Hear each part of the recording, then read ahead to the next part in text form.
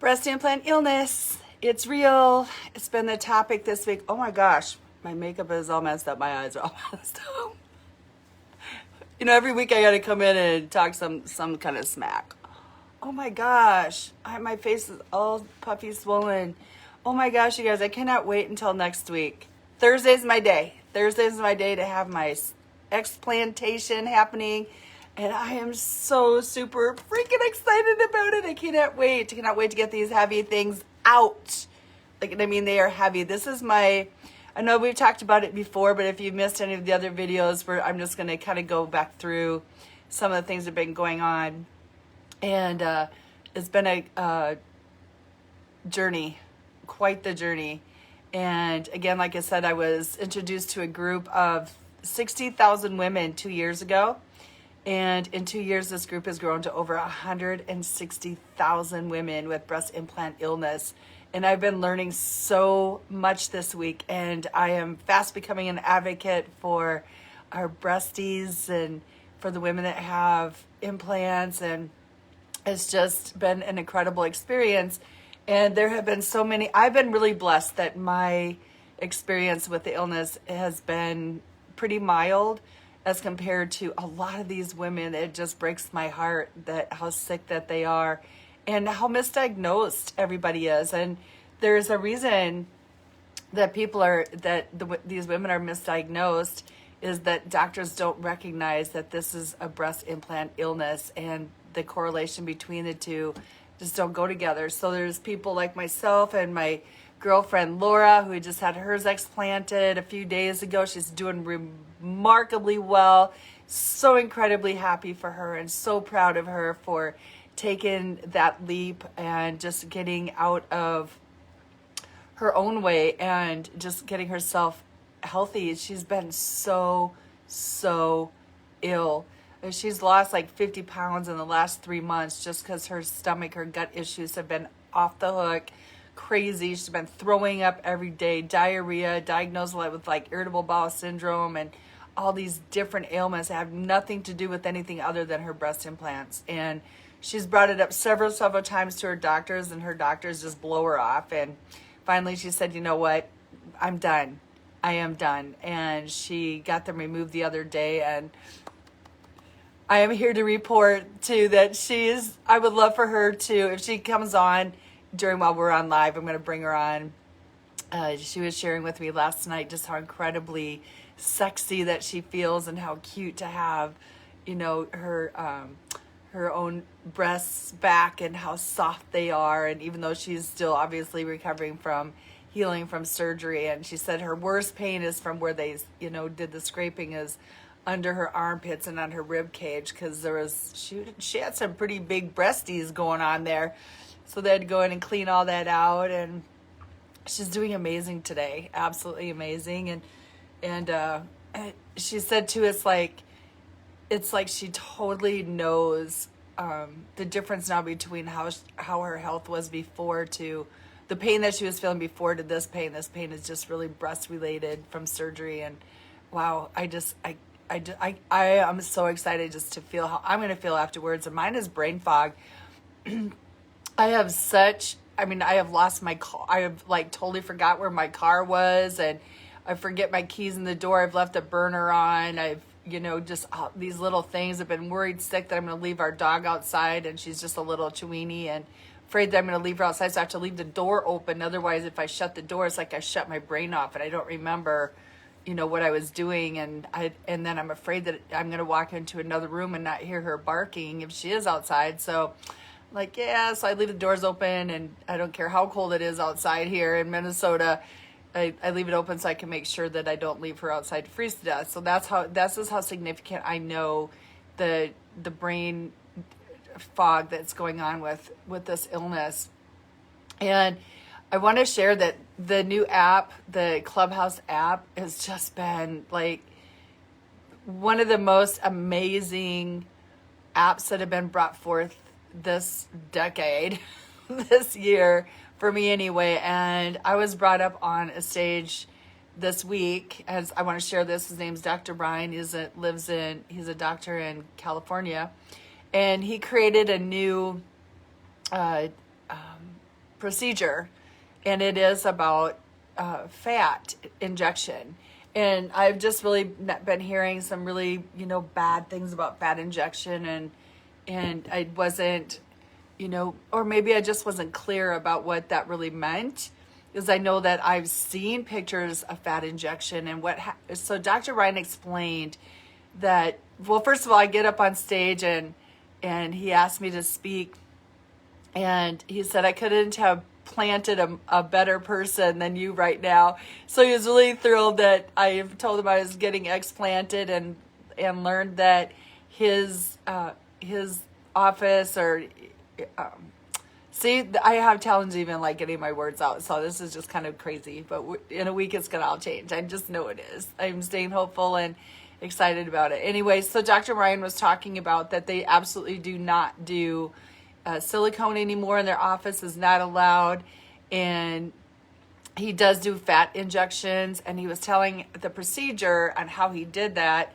And there are nurses on this panel. It was like a cosmetic group that I was in. I just wanted to hear what was going on, and so it was really great that I was able to come on stage and ask about the fat injections, because that is my understanding is, and I have seen and have been told that you just take this fat injection from one part of your body, put it in another, and because the fat's working in another part of your body, doesn't work in this part of your body, and Dr. Ryan was really great at demystifying that. And so DMs are coming in, and so he was just talking about when he does the injection, when he goes into the breast tissue, there's a procedure that, and he takes his time like it, and this is a highly skilled, obviously, procedure, so it's going to cost money, and you have to go to California to get it done, because that's where he lives, and all of his procedures are already 2 months out.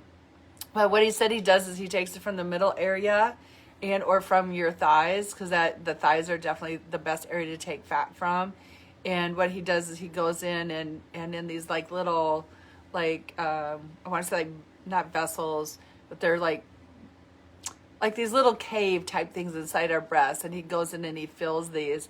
And then what happens is that your blood will connect to these little tissue areas, and it pumps up the blood. And this is why you never have to get breast implants again. You never have to worry about it, because it's your own body's everything. So there's no concern about any kind of toxins or anything of that nature. And I was fascinated by that. So I took a screenshot, and I'm sorry, I should have already had, I'll put it in the URL to his, at least to his Instagram, because the Instagram has a lot of really great knowledge on there. So I'll drop that in for you when I'm done with this. But it was just really fascinating to learn, and he is one of the pioneers in this, or the pioneer, I should say, and really utilizing the fat injection. So I just wanted to give that little tidbit to you, share that along for those of you who still really want to believe in having implants. And, I was talking to my friend Laura. Give me 1 second. I had a coffee with Grandma's on a Mission this morning. My name's Shelly Jean, and I'm going to take a sip of this wonderful bulletproof coffee. I love this. I faithfully have it every day, whether I'm doing keto or not, or whatever the case may be. I love this coffee. So Laura and I were talking about this yesterday, and it really is about mental health. It's our mental being, our well-being, on why we even get implants in the first place. And I had heard too, a story of a obviously with social, with the media, with millennials, and I mean, it doesn't matter what age, but especially though the millennials who really feel that social is everything, and so there's just so much Botox going on and all these different things, and where was I going? Oh yeah. So all these different, cosmetic surgeries that you can do to yourself, and it is definitely mental, because it's the feeling of, I want to look prettier, I want to feel better, I want to do more, or the other case, I mean, there's just such a myriad of things, that there's also the doing it for somebody else. And Laura's going to come on. We're going to work on coming on Tuesday. And we're going to talk about, because my surgery is on Thursday, so I want to bring Laura on a Tuesday or Wednesday night. We'll be bringing that in here at Grandma's on a Mission. And we're going to talk about the mental being part of that, because she got her breast redone 4 different times because of her ex. And then she finally realized, she's like, what the hell am I doing? She's like, he doesn't do anything for me, and I just keep doing all these things for him. He's a boob guy. And I thought, wow, you know what? I don't care what's going on. Like, if you're that person, you're not that person for me. So just let's be clear about that. And I definitely am not going to go get implants re-put back in just so I can, look good for you. And you know what, guys? Girls don't even look good for you. They look good for each other. Just so you know. At least that's been my experience with everything. When we go out, we always are looking at, oh, Lisa, hey, girl. We're always looking to see what we dress for other women. I mean, seriously, if you think about it. And the guys, you guys are just kind of the afterthought. I mean, sure, we want to look good for you and everything, but you know what? Women talk, women gossip, women are so critical of each other. They're so judgmental, and so we want to look great when we go out. And so, and what do girls talk about? The first thing is, oh, I love your shoes, I love your purse, I love what you're wearing, I love your hair. And I know you can relate to that, right? So we have this mental stigma about what we should look like. And so getting breast implants, in fact, my beautiful friend that's on here right now, she's getting explanted the same day as me from the same doctor. I'm so excited for her. Me too, Lisa. I'm like, ah. Laura and I were talking. I was just telling, everyone on here that Laura and I were talking about what such a mental health issue that it really is, because we do it for one reason or another. And definitely, it, like I said, for, a lot of us do it for, want to enhance how we look and, that sort of thing. And that's all great. Hey, Shelly, good morning to you too. And it does become a mental health issue though. So for an example, like I said, for me, I'm at that point in my life, and I really just want to be an advocate and let people know, first of all, if you love yourself and you even like yourself enough, and you can just be okay with where you're at in your life, I promise you, breast implants are not the answer. And I'm going to share a really, really quick story. So I shared a story about Wendy Williams last week, and I'm going to use her. Maybe I'll get in trouble with Facebook. I don't know, or maybe even Wendy. I don't know. There have been many, many people, the founders of the group that I'm in, that have reached out to Wendy Williams and her crew, to say, hey, what we really feel that Wendy's Graves' disease and lymphedema in her legs, like her legs are like huge, and she's got to wear special shoes and stuff. And everyone's like, Wendy, you have implants.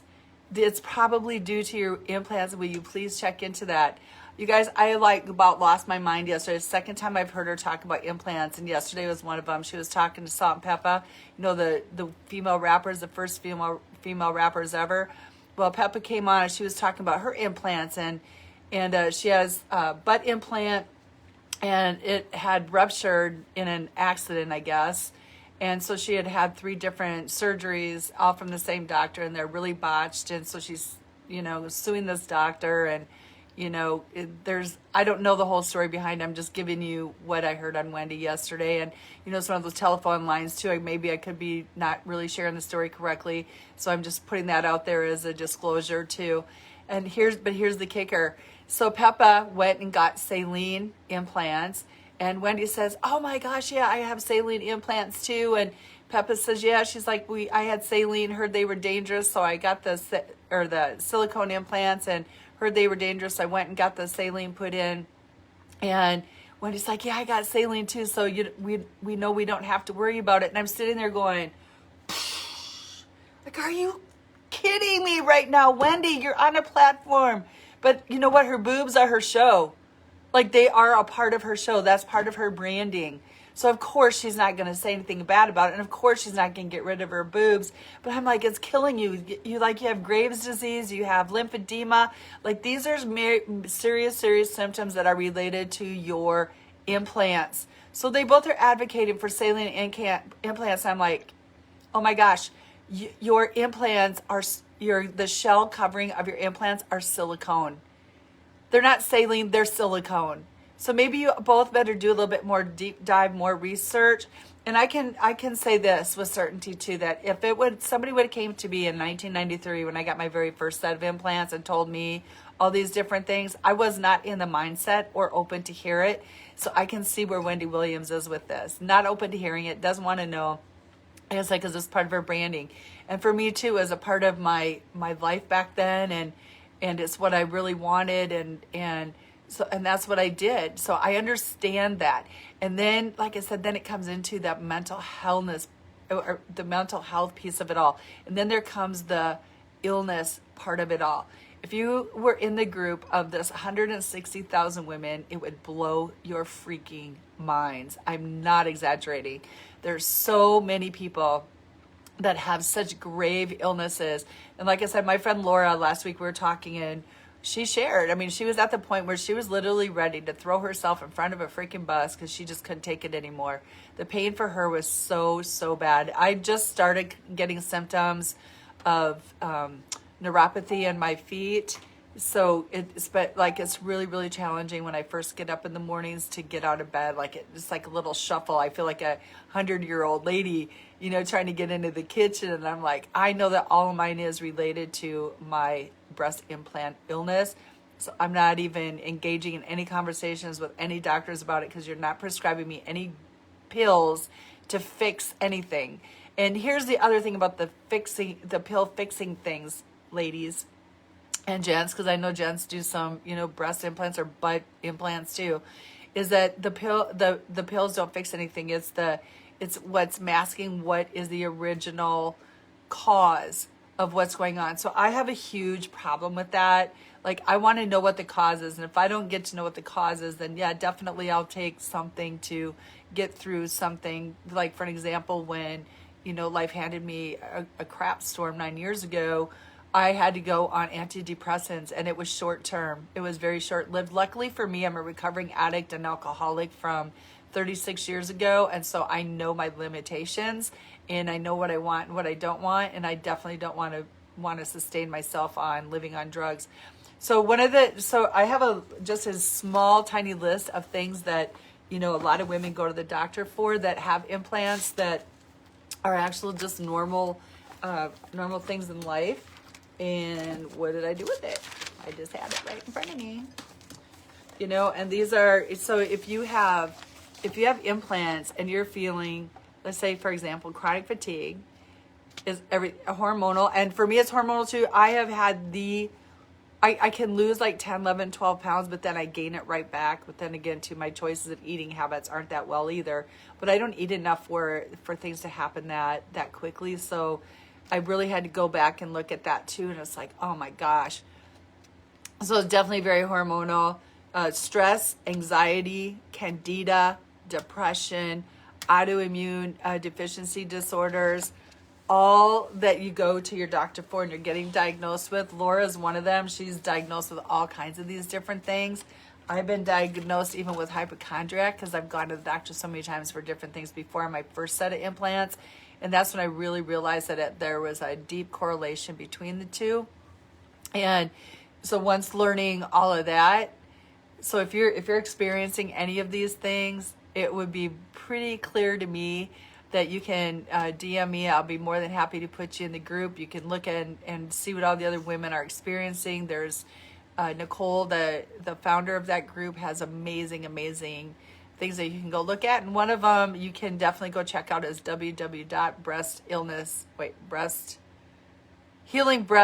oh my gosh, you guys, seriously, what is the breastimplantillness.com.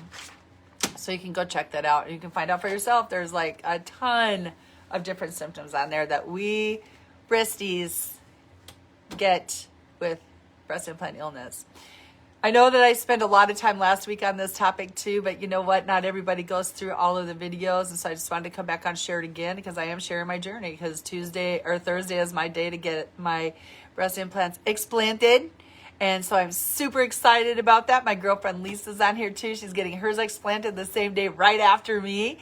And so we got a little club going on. We got some people that really want to be in the wellness space and not in the illness space. I know for myself, I want to live a really long, healthy life. I don't want to die a long life, and that's how I've been feeling, especially the last 6 months. Like my skin is like creping really fast. My hands are like, I see these visible signs too. And yes, of course, I'm 60 and I'll be 61, but the rate of how my skin is changing is not normal.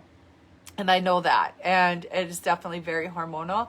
And the women too that have had theirs explanted talk about, how their skin has totally been changing to the collagen, seems to be coming back in because our bodies are fighting so hard to get this foreign object out that it doesn't have time to take care and renew and rejuvenate, our skin, our body, mind, and our souls. So we have to work on our soul piece, but we want to give our bodies a fighting chance to do the best it can to take care of us.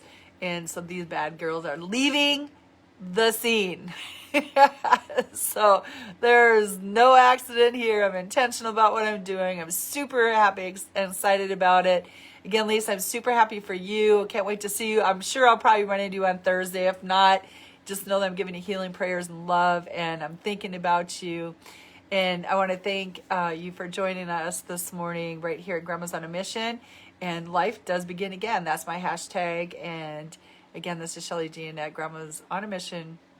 And I look forward to seeing you again next Saturday. Hopefully I'm up for it. Next Saturday morning, 9 a.m., same time, and talk about my explantation. And we'll get to see, the results of that. And so I'm super happy. I'm going to feel great too, having these lifted, these heavy bags out, and I can sit back with my shoulders back and my little boobies out. So I'm super excited about it. So anyway, everyone, thank you so much for being with me on this journey. And if this, touches your heart and you know someone that has breast implants and are experiencing a lot of these same symptoms, feel free to share this video with them. I'd be more than happy to have a chat with them. So thank you, everyone. You have a great rest of your day, and I love you. Mwah. Bye.